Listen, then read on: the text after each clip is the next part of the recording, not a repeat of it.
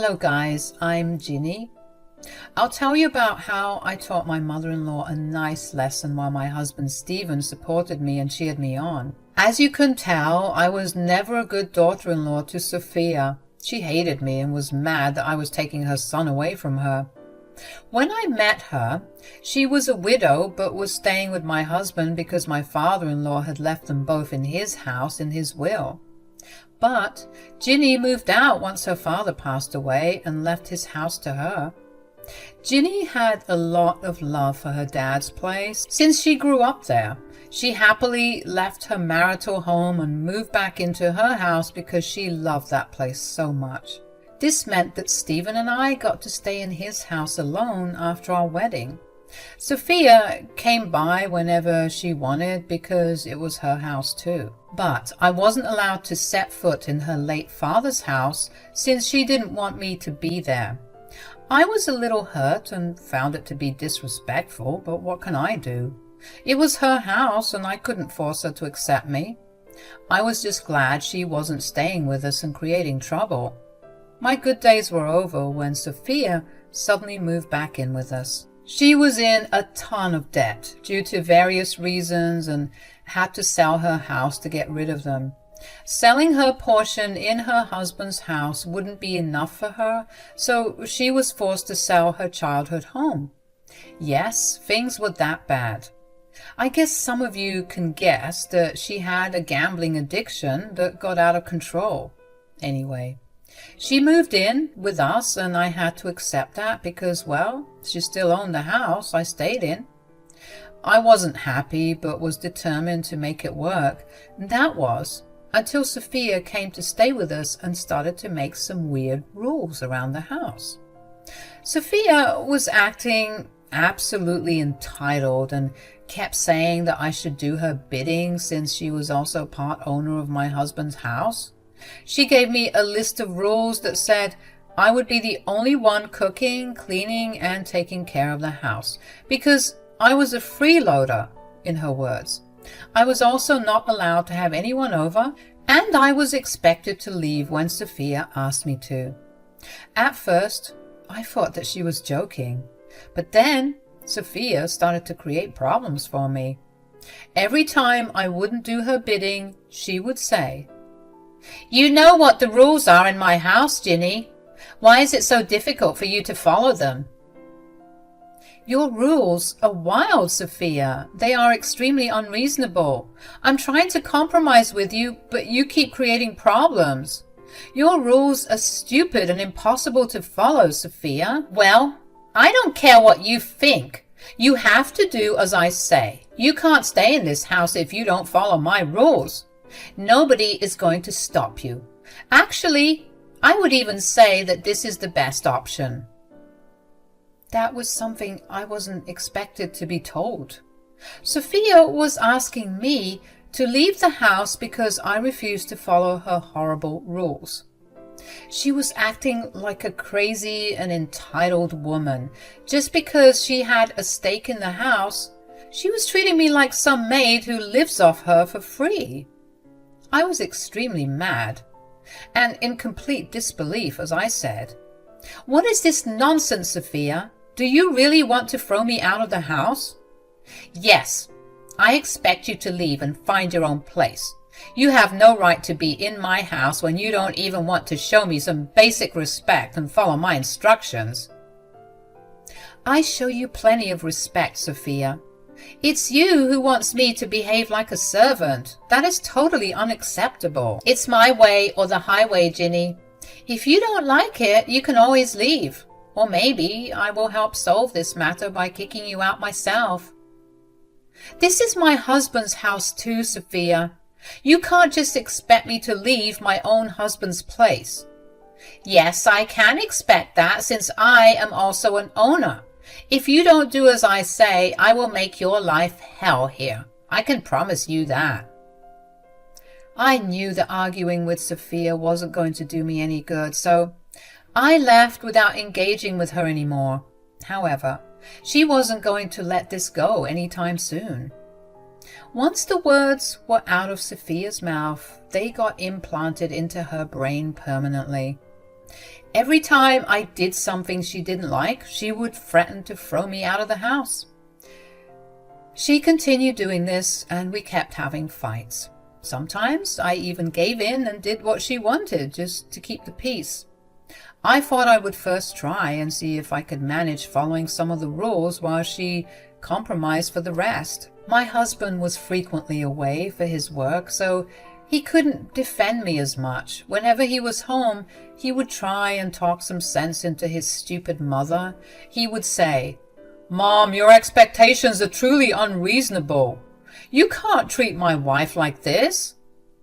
"I didn't do anything wrong. I won't be uncomfortable in my own home because of your stupid wife who doesn't even pay rent." "That does not excuse your behavior, Mom. You are asking way too much of her, and this is not okay. She's not your servant."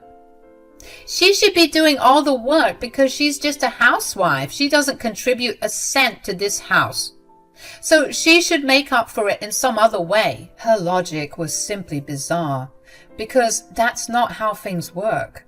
Yes, I'm a housewife and I do my fair share of work and even more. But she too doesn't work anymore and stays with us for free. So I don't see how this logic should only apply to me. I decided to speak up and point out this problem in her logic and said, "You don't contribute a cent to this household too, Sophia. Your logic simply doesn't hold up here. You need to do your fair share of your chores as well. This is the way any household works." "Don't you dare try to lecture me, Ginny. I won't take lessons from you while you live rent-free in my own house. Always remember that I can throw you out and make you get your own place." "Mom, you are being extremely disrespectful to my wife. I also own this place, so you need to understand the fact that she has the right to be here." "And I too have the right to live in my house how I want. You may be fine with your wife being a lazy parasite, but I am not. I am not going to let her disrespect my rules in my own house." Stephen tried his best to make his mother understand that what she was asking of me was extremely unreasonable. However, my mother-in-law couldn't understand her mistake at all. She kept arguing with us until we were both forced to give up. At that point, I knew that I needed to have a backup plan in mind. It was getting increasingly difficult for me to stay with Sophia, and I didn't know what to do. She usually let a few things go when my husband was around, but that wasn't going to work in the long run. He absolutely needed to travel for work and couldn't just stay at home to support me. I was left alone with Sophia for extended periods of time, and it was just destroying my mental health in all ways possible. So, that night, I said to my husband, "I don't think I can bear her much longer, Stephen. She is progressively getting worse every day." "I'm so sorry, Ginny. What can I even do? I tried to make her understand her mistake, but she doesn't want to accept it. I can't kick her out because this is her house too." "I know, Stephen. You don't have to remind me. I'm tired of hearing this from Sophia every day. She leaves no chance to remind me that I don't own this place, but she does." "I wish I could give you a house, Ginny. If my finances would allow me to take a mortgage, I would have. But I don't think I can qualify for it before I get rid of my student loans." "It's okay, Stephen. I'm not blaming you in any way. I wish we had a solution, though. I don't think I can stay with your mother forever like this." Stephen and I talked the entire night about how we needed to find a good solution. We did think of getting a rented apartment somewhere for us to live, but I was mad at the fact that Stephen would have to give up living in his own house just because his mother insisted on being a complete witch. I was really mad at Sophia and the situation we had at hand. I thought about our problem for a long time until I finally found a nice solution. I had been thinking about it for a while and didn't know whether it would be a good idea to go through with it. After dealing with Sophia's horrible attitude and snarky comments, I was starting to think that it would be a good idea after all. So one night, I told my husband, "I think I may have found a solution to our problem, Stephen, but I'm not sure how you'll feel about it." "Oh, what is it, Jeannie?" "I promise to keep an open mind and hear you out before being harsh about my judgments." "Well, what do you think about me buying your mom's house?" "Wait, what? You want to buy my mom's house?" "Yes, Stephen, I thought about it and I really like that place. I suppose you like it too, since it was your grandfather's house." "I do like it, Ginny. I actually love that house. But are you sure it's a good idea? Will you be able to afford it?" "I still have the inheritance from my parents, so I can use that to get the place. Your mother would not be happy, though. Not that I care. I don't feel like showing her empathy when she has been so nasty to me. I think it will be difficult for her to digest the fact that I'm buying her house. If I do buy the house, I will move there and won't let your mother stay with us, though. I want to make that very clear." I made my stance very clear to Stephen because I didn't want us to have problems in the future. I laid my cards out on the table and made sure my husband knew what I was planning to do. There was no way I was letting Sophia live with us after I bought the house. I knew she would beg because she was really attached to that place since it was her childhood home, but I wouldn't be allowing her to live with us. I call this karma, but I wasn't sure my husband would find this plan appealing. However, he said, "You're right about that, Ginny. Mom is not going to like what you have in mind, but I think it would be a good idea. At least the house will stay in the family. Mom can just deal with it." "Really? Are you sure about that?" "Well, she's been pretty unreasonable to you, Ginny. If she's hurt that you're taking her house, that's on her. She should be happy you helped to keep it in the family and not angry or jealous that you bought her house and moved into it." I was elated that my husband didn't find any problem with my plan. He was actually encouraging me to buy that house because he didn't want the house to go to some stranger who wasn't even related to the family. If I did buy the house, he would still have a chance to keep a part of his family history with him. So Stephen told me to go ahead with the plan if I really wanted to. After getting the green signal from my husband, I started the process of acquiring Sophia's house. I called her agent and told him that I was interested in making the purchase as long as it could be settled fast. I was running out of patience in the house and dealing with Sophia when my husband was gone, and it was an absolute nightmare.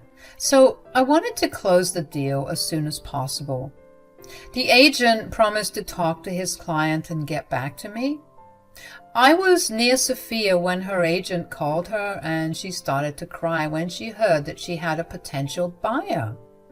I guess even though she needed the money, she had a hard time considering the fact that she was about to lose her childhood home because of her stupidity. I watched her cry and didn't bother to comfort her because I had stopped caring about her entirely. Days passed and we were able to finalize the sale of the house. I took extra care to hide my identity by making my lawyer a nominee for the sale.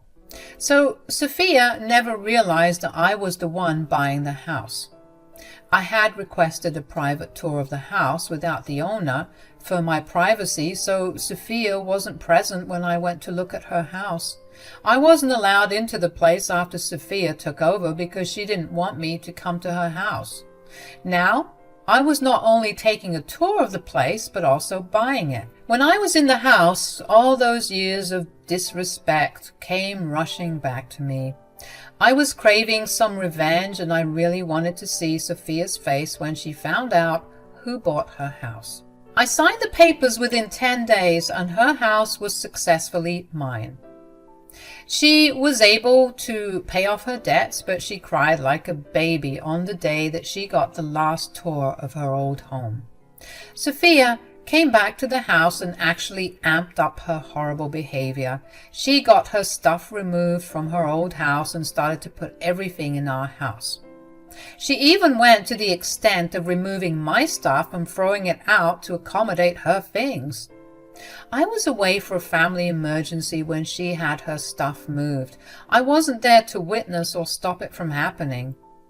When I got back home, I was surprised to see that she had taken over my closet and removed all my items from it to put her own things inside it. I was super angry when I saw that. I called Sophia and said, "Where is all my stuff? Did you move them?" "Yeah, I moved them and put them in the attic." "Excuse me? Why did you touch my stuff without permission? Also, why do you think you have the right to move my things?" "I can do whatever I want, Ginny. This is my house, so my stuff needs to be in the main spaces. All your stuff can be in the attic, since you don't even have a lease in your name." "What is wrong with you, woman? You can't just expect all my stuff to be in the attic." "Oh yeah, that's exactly where it belongs. If I find anything of yours out of the attic, I will throw it out. Speaking of which, I threw out your plants because I don't want them inside my house. Remember that the next time you think of buying plants." That was the moment when I got even more angry. If you are a plant owner, you would know what I was feeling at that time. I had a decent collection of indoor plants that cost me a lot of money to buy. I also spent a lot of time taking care of them and making sure they were super healthy. But when I was gone for a family emergency, Sophia took it upon herself to throw them out. They were gone forever, since I didn't see them in the front yard or garden. I was mad with anger that she would go this far. I didn't forget about the fact that she had moved my stuff without my permission and had gotten rid of God knows what else. I said, "What is wrong with you, Sophia? They were just plants. You threw out years of my hard work." "Who cares? I said that I didn't want plants in my house. I wouldn't have allowed you to keep them anyway." "I don't care if you own the house, Sophia. You shouldn't have done this. You also shouldn't have put away all of my stuff in the attic without my permission." "I don't need your permission, Ginny. This is my house, not yours.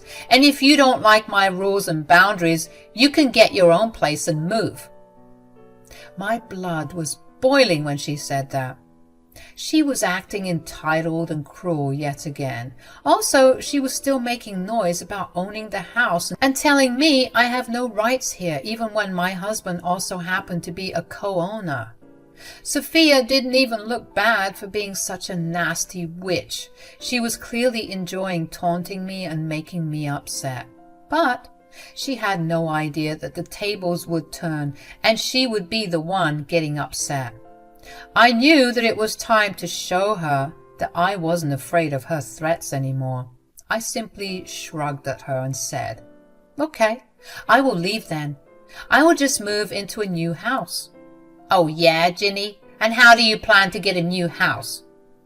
"I don't need to plan anything, Sophia. I already have a house of my own." "That's a funny joke, Ginny. Pray tell me how you were able to buy a house without money. You were just a housewife after all." "Well, I have my inheritance from my parents. I didn't know what I wanted to do with the money, but when I saw that I needed a house, I went ahead and spent it." "And what were you able to afford, Ginny? A trailer? A tent, maybe, since a trailer would be too much money for you." "Actually, no, Sophia. I happen to have bought your house." "You are being hilarious today, Ginny. Tell me, do you really expect me to believe that you bought my house?" "You don't have to believe me, Sophia. I can show you the proof. Here, take a look at this picture." I showed Sophia a picture of the house deed that I had on my phone. I had taken the picture because the papers were in the safe and I didn't want to take it out. I already had a picture taken for this very occasion, so I utilized it when the chance came for me. Sophia took one look at the picture and turned pale. Gone was her snarky attitude, and it was replaced with the look of shock. She started to get tears in her eyes and said, "What? This is impossible. How could you buy my house?" "Well, I already told you that I had money, Sophia." "No, this can't happen. You can't own my childhood home. A useless housewife like you can't buy my house? It's strange, isn't it, Sophia? After your father died, you didn't let me set foot into your house. Now I've become the owner of the very place. No, this can't happen. You can't live in my house. Now it's time for me to correct you, Sophia. That is not what your house is anymore. It is mine. And I have the right to make my own rules when in my house. You know what that means, Sophia? What? What does it mean? It means that you won't be able to set foot in my house. So you will never see or live in your childhood home again. It will still be in your family, but you will have no access to it. Sophia absolutely burst into tears when I said that. She started to hurl abuses at me and told me that I would die in hell for doing this to her. I happily saw her throw a tantrum and cry her eyes out because her daughter-in-law was now the owner of her childhood home. I guess it stung her just as much as I thought it would. I left Sophia crying and started to pack my stuff because they wouldn't be staying in the attic anymore. They would be in my new house. Stephen and I moved out of our old house and into my new house within a week. That night, Stephen came back from work and Sophia tried to complain to him that I was being unfair and that I shouldn't live in her childhood home. She tried to tell him that she would go back to my house and stay there rent-free. Stephen flat out told his mother that it wouldn't be happening. She didn't take that well and said a lot of nasty stuff about me. After that, Stephen made the decision to cut off contact with her for good. He was willing to pay for her groceries and all utilities even after moving out, but the last big fight made him realize that he shouldn't be helping out someone who was so nasty to his wife. We moved into our new home and started to decorate it as we wanted. There was also some painting and mild renovation we did, which drove Sophia crazy. She called me and cried to me that I shouldn't do this to her house, and that's when I reminded her again that it was my house and I could do whatever I wanted. She didn't like that, and she said that I was disrespecting her. I just said, "My house, my rules," and laughed. Sophia wasn't happy to find her own logic thrown back in her face. After we left, she struggled to stay afloat with her debts and grocery bills.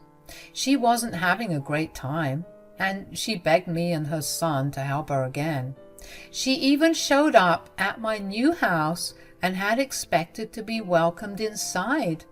I simply left her standing on the front porch until she cried and left after realizing that she had lost all rights to her childhood home because of her own actions.